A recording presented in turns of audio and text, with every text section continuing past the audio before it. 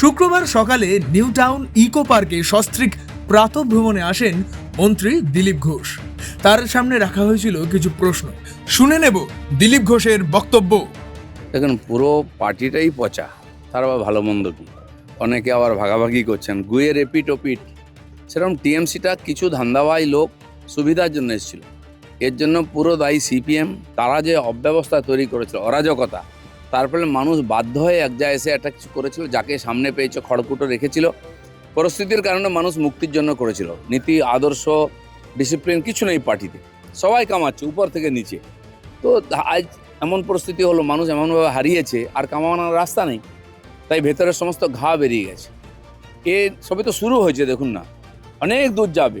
আমরা যারা বলেছিলাম যদুবংশ নষ্ট হয়েছিল এভাবে, মুসল পর্ব এই সময় শুরু হয়েছে। দেখুন কে কাকে মারছে। যদুবংশের মুসল পর্বেতে পরস্পরকে খুন করে পুরো বংশ ধ্বংস হয়েছিল, ঠিক টিএমসি তাই হবে। যত গুন্ডা, বদমাস, সমাজবিরোধী, ক্রিমিনাল, অ্যান্টি সোশ্যাল, তারা হয়ে গেছে নেতা।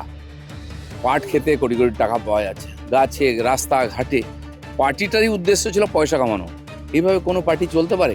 এই 15 বছর পশ্চিমবাংলার যা ক্ষতি হয়ে গেছে, সেটা সবাইকে মিলে ঠিক করতে হবে। আমাদের বাংলাকে আমাদের মতো গড়তে হবে। সেই জন্য আইন আছে, আইনের কাজ আইন করছে, পুলিশ করবে, আর যেটা ওনারা পাপ করেছেন তারা পাপ ভোগ করতে হবে। ব্যুরো রিপোর্ট, আরোহী নিউজ বাংলা।